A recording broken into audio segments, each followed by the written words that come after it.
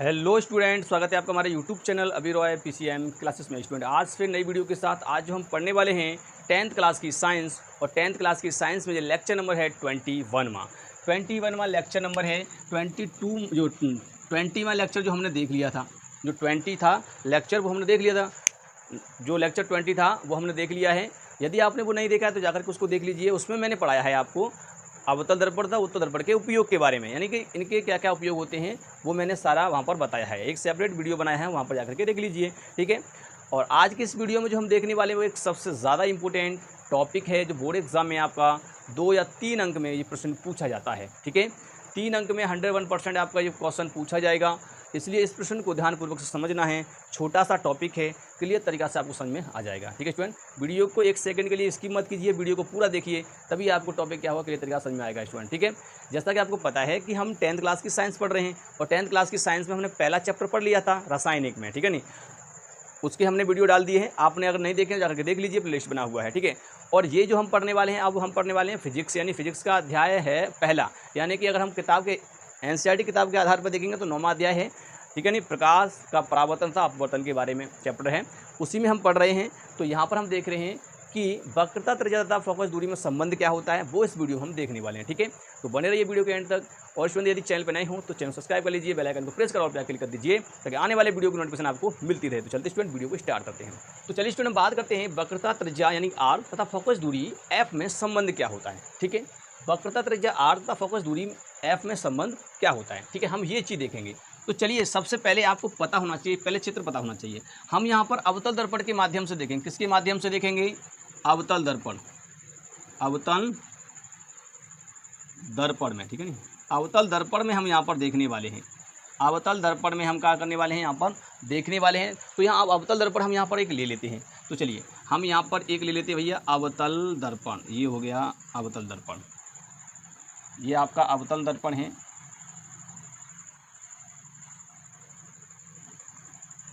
ये आपका क्या हो गया, अवतल दर्पण M1 M2 इसका नाम हो गया, ठीक है। यहाँ से ये होता है इसका मुख्य अक्ष, ठीक है। ये क्या है, इसका मुख्य अक्ष है, क्लियर। चलिए सीधा सा बना लेते हैं।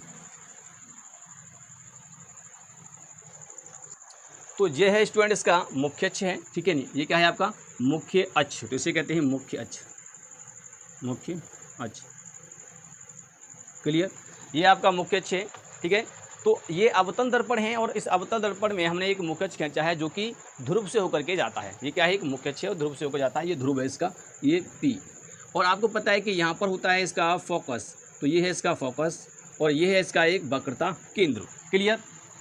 तो आपको करना क्या है, चलिए सबसे पहले आपको लिखना है कि माना एक M1 M2 अवतल दर्पण है, अवतल दर्पण है, ठीक है नहीं। M1 M2 एक अवतल दर्पण है जिसमें P ध्रुव तथा F फोकस व C वक्रता त्रिज्या है, वक्रता त्रिज्या है, ठीक है नहीं। क्या है भैया, वक्रता त्रिज्या है, ये आपकी यहाँ पर वक्रता केंद्र, सॉरी ये क्या है, वक्रता केंद्र है, यहाँ पर त्रिज्या नहीं, वक्रता केंद्र, वक्रता केंद्र है, क्लियर यहाँ तक। तो ये फोकस है, ये वक्रता केंद्र है। अब देखिए हमें करना है कि एक प्रकाश किरण यहाँ से डालनी है, ठीक है। तो चलिए एक प्रकाश किरण हम यहाँ से डालते हैं। चलिए स्टूडेंट हमने यहाँ पर ये प्रकाश किरण डाली है, यहाँ पर मुख्य अक्ष के समांतर आ रही है। तो आपको पता है ये प्रकाश किरण कैसे जाएगी। अब देखिए इसका परावर्तन होगा, यहाँ पर परावर्तन क्यों होगा, क्योंकि यहाँ से प्रकाश किरण इस पर जाएगी, तो ये इसमें कर्व है, तो यहाँ पर परावर्तन होगा। और परावर्तन होगा कैसे, क्योंकि यहाँ इस बिंदु पर इसका आपतन बिंदु है, ये आपतित किरण है, तो यहाँ पर एक अविलंब होगा, ठीक है। तो अविलंब कहाँ से होगा, इससे होगा। तो ये जो आपको दिखाई दे रहा है यहाँ से, ये आपको त्रिज्या जो वक्रता केंद्र दिखाई दे रहा है, तो यहाँ से आपको क्या करना है, एक इस पर लंब डाल देना है, ऐसे ये लंब डाल दिया हमने। क्या डाल दिया, ये अविलंब कहेंगे इसको हम, इस प्रकार से ये अविलंब हो गया। अब प्रकाश किरण जो है वो क्या होगी, यहाँ से परावर्तित होगी, और परावर्तित होकर कहाँ से गुजरेगी, ये गुजरेगी आपकी फोकस से। कहाँ से गुजरेगी, फोकस से गुजरेगी। चलिए तो इस प्रकार से ये प्रकाश किरण यहाँ से फोकस से गुजर जाती है। Clear student? तो ये डायग्राम आपको समझ में आया। एक हमने प्रकाश किरण यहाँ से डाली इस दर्पण पर, तो इससे अपवर्तन क्या हुआ, परावर्तन हुआ, और परावर्तन होकर के क्या हुआ है कि यहाँ से जितने कोण से आई उतने कोण से यहाँ पर चली गई। तो देखिए ये यहाँ पर थीटा कोण से आई और थीटा कोण से ही यहाँ पर ये फोकस से निकल गई, क्योंकि मुख्य अक्ष के समांतर आती है तो फोकस से जाती है। Clear student? इतना हो गया। ये तो आपका क्या वक्रता केंद्र है। अब देखिए समझिए यहाँ पर कि ये आपका, अगर आपसे कहा जाए कि ये वाला देखिए, यहाँ पर ये वाला देखिए, यहाँ से ये वाली और यहाँ से ये वाला, इस प्रकार से जेड बन रहा है, नहीं बन रहा? ठीक है, ये डॉट डॉट वाली लाइन देखिए, ये वाली और ये वाली, तो जेड बन रहा है। तो इसका मतलब ये है कि जेड में जो जेड बनता है, आपने देखा होगा अगर कहीं पर इस प्रकार से जेड बनता है तो जे कोण जितना होगा थीटा है, तो ये भी थीटा होगा। क्लियर? ये भी थीटा होगा। तो ऐसे यहाँ पर है तो ये क्या होगा भाई, ये भी यहाँ पर थीटा होगा। क्लियर? यहाँ पर क्या होगा, थीटा होगा। चलिए थीटा होगा। अब इसके बाद देखते हैं हम इस वाली को। तो देखिए यहाँ से ये प्रकाश किरण गई और यहाँ से फोकस से जा रही है, और इस प्रकार से अगर इसको देखा जाए, जैसे आपका यहाँ पर ये वाली रेखा और ये वाली रेखा समांतर रेखा है, तो इस प्रकार से अगर देखिए ये वाली रेखा यहाँ से जा रही है, इसको काट देंगे इस प्रकार से, तो जो कोण ये होगा वही कोण ये होगा ना, तो यहाँ पर थीटा है तो ये भी थीटा होगा। ठीक है नहीं? परंतु यहाँ पर देखेंगे तो ये पूरा कोण ले जाएगा, यहाँ से यहाँ तक का कोण, ये कितना कोण हो जाएगा, 2 थीटा। ये पूरा कितना है, 2 थीटा है। तो ये वाला कोण कितना होगा, ये भी यहाँ पर 2 थीटा होगा। सॉरी, कितना होगा यहाँ पर, ये 2 थीटा। क्लियर? तो ये 2 थीटा कोण होगा। यहाँ तक आपको क्लियर हुआ? ठीक है स्टूडेंट? तो उम्मीद करते हैं यहाँ तक तो आपको समझ में आ गया होगा। ठीक है? तो डायग्राम तो आपको इसी प्रकार से आपको बनाना है। क्लियर? अब देखिए करना क्या है, अब आपको यहाँ पर एक लंब खींच देना है इस प्रकार से, ऐसे इस प्रकार से एक लंब यहाँ पर डाल देंगे, इसको हम नाम दे देंगे एन। क्लियर? यहाँ पर हमने एन नाम दे दिया है, इस पर हमने एक लंब डाल दिया है, सीधा डाल देंगे इस पर। हमने यहाँ पे एन यहाँ पर लंब डाल दिया, इसका मतलब यहाँ पर कितना है, ये 90 डिग्री का है। कितना है, 90 डिग्री का है। ठीक है, इतना हो जाएगा। क्लियर यहाँ तक स्टूडेंट? चलिए अब आपको यहाँ पर क्या लिखना है, चित्रानुसार निम्न गणना करने पर, चित्रानुसार निम्न गणना करने पर, निम्न गणना करने पर, अब यहाँ से हम निम्न गणना करेंगे। ये वाली किरण कितनी है, ए, इसको बी नाम दे दो, इसको सी नाम दे दो। सॉरी सी तो नहीं दे सकते, इसको ए बी और कुछ भी नाम दे, ए बी हो गया, इसको डी नाम दे दे। ठीक है ना? इस प्रकार से हो जाएगा। क्लियर? यहाँ से हो जाएगा। तो यहाँ से जो ए बी जो किरण है वो क्या है आपकी, तुम्हारी आपतित किरण, और जो बी और डी किरण है वो क्या है आपकी। तो चलिए हम यहाँ पर बताते हैं, यहाँ ए और बी जो है वो क्या है, आपतित किरण, आपतित किरण, और यहाँ पर बी और सी क्या है फिर आपका, ये अभिलंब है, अभिलंब। क्लियर? और इसके बाद आप देखेंगे बी और डी क्या है यहाँ पर आपका, परावर्तित किरण, परावर्तित किरण। Clear student? इतना आपको लिखना है। अब इससे हम निम्न गणना करेंगे, चित्र से ही देखेंगे। तो यहाँ पर हम सबसे पहले एक त्रिभुज लेंगे। कौन सा त्रिभुज लेंगे, समझिए, ये वाला, ये डॉट डॉट लाइन वाला, और यहाँ से एन से लेके यहाँ तक, तो एन हम लेंगे C N B, C N B समकोण त्रिभुज है, तो सी एन बी समकोण त्रिभुज से हम इसको करेंगे। तो यहाँ पर लिखेंगे त्रिभुज सी एन बी में, इसमें हम टेन थीटा निकालेंगे। क्या निकालेंगे, टेन थीटा निकालेंगे, क्योंकि यहाँ पर देखिए थीटा है ना, टेन थीटा निकालेंगे। जो टेन थीटा निकालेंगे, और टेन थीटा का क्या होता है, टेन थीटा जो होता है वो होता है लंब वटे आधार, आधार ये तो होता है लंब वटे आधार। ठीक है, ये आपका यहाँ पर होता है। ठीक है स्टूडेंट? तो लंब वटे आधार होता है। लंब कितना है, अगर लंब देखेंगे तो लंब आपका ये है एन बी, तो ये हो जाएगा एन बी, टेन थीटा बराबर हो जाएगा एन वी।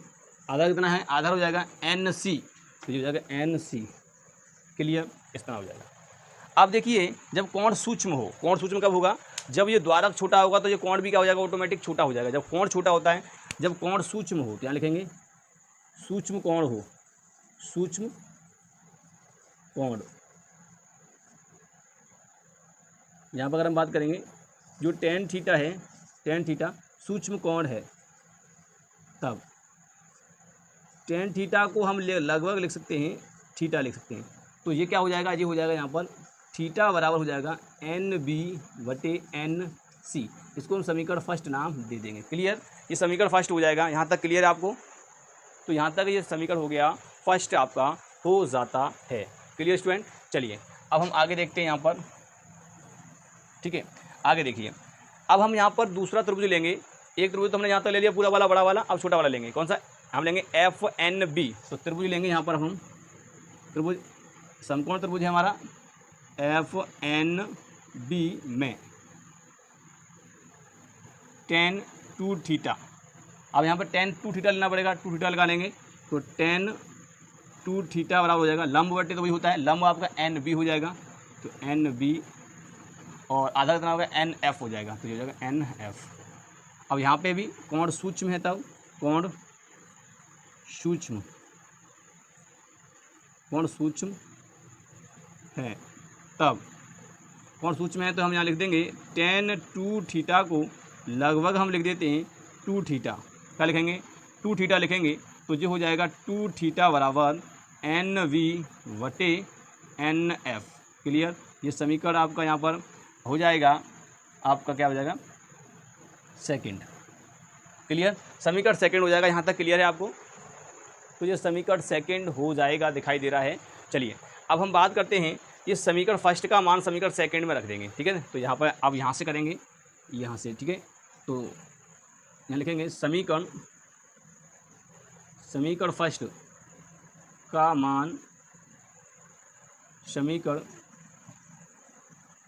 सेकंड में रखने पर, समीकरण सेकंड में जब इसको रखा जाएगा तो रखिए, देखो थीटा की जगह पे एन बी बटे एन सी रखेंगे यहाँ पर, तो ये हो जाएगा 2 एन वी बटे एन सी बराबर ये कितना दिया है एन बी बटे एन एफ। क्लियर, अब देखिए एन बी से एन बी कट जाएगा, सेम सेम ऊपर ऊपर से कट जाएगा, तो यहाँ पर क्या बचेगा, तो यहाँ पर ये क्या बचेगा, इधर देखिए, तो ये बचेगा ऊपर केवल 2 रह गया, 2 बटे एन सी बराबर यहाँ पर रह गया 1/एन एफ।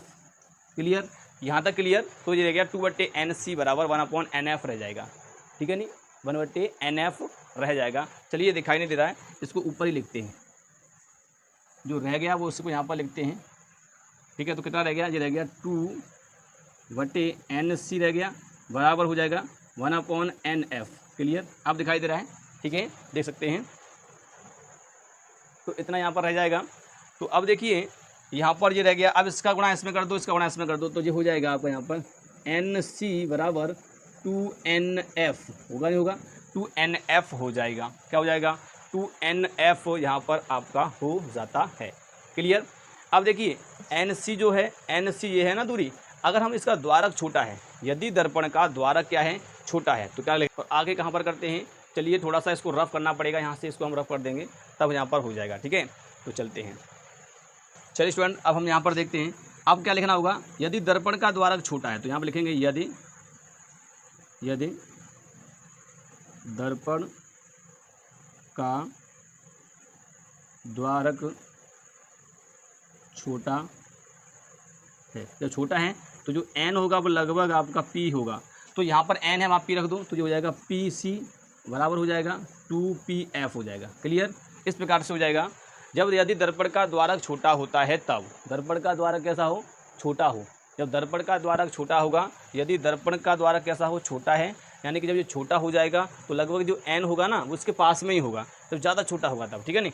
तो अब देखिए PC क्या है यहाँ पर, आप देखिए P और C की बात करेंगे तो P और C, तो PC वक्रता त्रिज्या है, क्या है वक्रता त्रिज्या है, और यहाँ पर अगर हम बात करेंगे PF क्या है, फोकस दूरी है, PF का है फोकस दूरी है। क्लियर स्टूडेंट, तो यहाँ पर हम बात करेंगे, यहाँ जहाँ जो PC है वो क्या है आपका वक्रता त्रिज्या यानी कि R, और जो PF है वो क्या है आपका फोकस दूरी है यानी कि F, ठीक है नहीं, फोकस दूरी है यानी कि F है। क्लियर स्टूडेंट, तो इस प्रकार से तो यहाँ से हम इसको माप रहे हैं, और आपको पता है चिन्ह प्रपाटी के साथ यहाँ पर लिया जाएगा, तो यहाँ से ध्रुव से अगर इसको नापेंगे तो आपतित किरण की दिशा में मापी गई दूरियाँ होती हैं पॉजिटिव, उसके विपरीत हो जाएंगी नेगेटिव।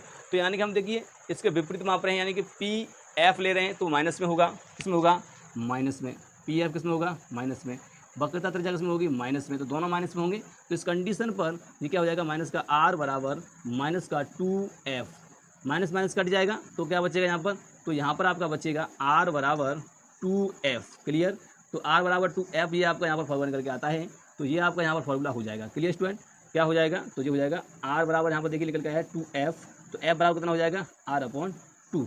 तो वक्रता त्रिज्या तथा फोकस दूरी में संबंध जो होता है R/2 होता है, यानी कि फोकस दूरी जो होती है वक्रता त्रिज्या की आधी होती है। क्लियर स्टूडेंट, यहाँ तक वक्रता त्रिज्या क्या होती है, आधी होती है। चलिए आपको नीचे दिखाई दे, ठीक है स्टूडेंट। अब आपको दिखाई दे रहा होगा नीचे कि जो r बराबर है वो 2f हो जाएगा। क्लियर यहाँ तक।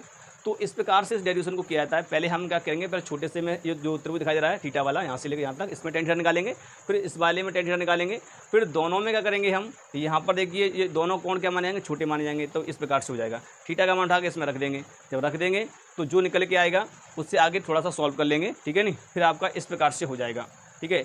अब देखिए यहाँ पर यदि दर्पण का जो द्वारक जो होगा वो छोटा होगा ना, ये छोटा होगा, तो ये एन और पी पास पास होंगे। जब पास पास होंगे तो यहाँ पर एन है उसी को पी कह देंगे, ठीक है नहीं। तो यहाँ पर पी एन था वह पी कर दो तो पी सी हो जाएगा। यहाँ पर देखिए एन सी था तो यहाँ पी सी हो गया, यहाँ पे एन एफ था तो यहाँ पर पी एफ हो जाएगा। क्लियर।